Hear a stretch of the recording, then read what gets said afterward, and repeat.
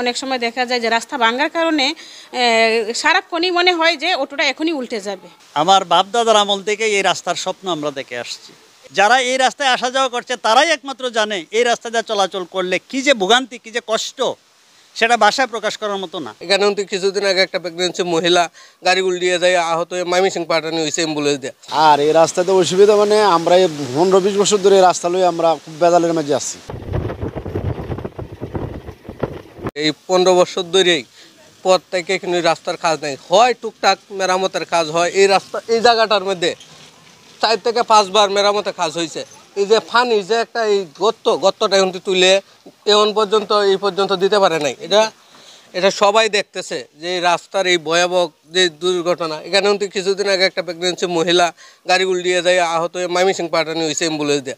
কয়েকদিন পরে মনে হচ্ছে গাড়ি উল্টে যায়, তারপর গাড়ি এটা ভেঙে যায়, মানে গাড়ির প্রচুর পরিমাণ ক্ষতি হয়, যেমন বিয়ারিং ভেঙে যায়, গাড়ির জ্বালা ছুটে যায়। আর এই রাস্তাতে অসুবিধা মানে আমরা 15-20 বছর ধরে এই রাস্তা লই আমরা খুব বেজালের মাঝে আছি। কারণ আমরা যাইতে আইতে এই রাস্তার মাঝে গাড়ি ঘোড়া ভাঙ্গে, অ্যাক্সিডেন্টও হয়। অনেক পোলাবান ছাত্র মাত্র যাইতে পারে না, সময় মতো দেয়া পরীক্ষা দিতে পারে না। ডিসেম্বর টু মার্চ না ফেব্রুয়ারি পর্যন্ত একাধারে হেঁটে আমি বিদ্যালয়ে আসি। আমার প্রায় 1 ঘন্টা 5 মিনিট সময় লেগে 7 কিলোমিটার রাস্তা। সেটার জন্য দেখা যাচ্ছে যে আমার মেরুদণ্ড অনেকটাই ক্ষয় হয়ে গেছে ওই রাস্তায় চলাচলের জন্য। তো আমার কর্তব্যের খাতিরে এবং কর্মের তাগিদে আমার আসতে হবে, দায়িত্ব কর্তব্য সঠিকভাবে পালন করার জন্য আমি চেষ্টা করেছি সঠিক সময়ে বিদ্যালয়ে পৌঁছা। তারপরেও তো আমার জীবনের তাগিদে যে আসতে হয়েছে, কিন্তু আমার এই জীবনের নিরাপত্তাটা আমার সবসময় রাস্তার মধ্যে আমি ভয় এবং আতঙ্কের মধ্যে ছিলাম। প্রায় অটো উল্টে যায় এবং অনেক সময় দেখা যায় যে রাস্তা ভাঙার কারণে সারাক্ষণই মনে হয় যে অটোটা এখনই উল্টে যাবে। এখন একটা ভীতিকর অবস্থা কাজ করতেছে যে আমি নিজেও শারীরিকভাবে অনেকটা অসুস্থ, কোমরের সমস্যা। এখন মনে হয় যে আজকে আসলাম, কালকে যদি না আসতে হতো, মানে এরকম একটা অনুভূতি কাজ করে। এই পর্যন্ত দেখলাম না আমরা এই রাস্তাটা হইতে, কোনো দিনও দেখছি না। আমরা খুব কষ্ট করি চলাফেরা, মা বোনেরা লিয়ে যাইতে রাস্তার মাঝে আমরা বিরাট কষ্ট করি।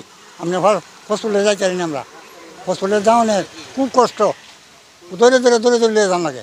রাস্তা ভাঙ্গা, কত মানুষ আইতেছে যাইতেছে, হ্যাঁ, কত নেতাবৃন্দরা, কত এমপি বদল হইতেছে, কিন্তু এই রাস্তাটার কাজ করে নাকি, বুঝছেন? এই রাস্তাটা যেমন একটা গর্বিত লোক প্রসাবে তার রুগী একটা লুয়া হাসপাতাল যান যায় না, খুব বেশি পরিশ্রম।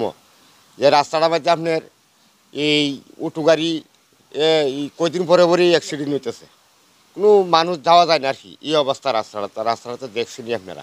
আমার বাপ দাদার আমল থেকে এই রাস্তার স্বপ্ন আমরা দেখে আসছি। এই রাস্তার দিন দিন আরও অবনতি হচ্ছে। আমরা শুধু স্বপ্নই দেখে যাচ্ছি। বিগত 17 বছর স্বপ্ন দেখেছি উড়াল সেতু হবে, ইত্যাদি ইত্যাদি হবে, কিন্তু বাস্তবে আমি একজন সরকারি চাকরিজীবী। এই রাস্তা দিয়ে প্রতিদিন আমার 2 থেকে 3 বার আসা যাওয়া করতে হয়। যারা এই রাস্তায় আসা যাওয়া করছে তারাই একমাত্র জানে এই রাস্তা দিয়ে চলাচল করলে কি যে ভোগান্তি, কি যে কষ্ট, সেটা ভাষায় প্রকাশ করার মতো না। বাংলাদেশে এমন রাস্তা আরও আছে কিনা দ্বিতীয় আমার জানা নেই।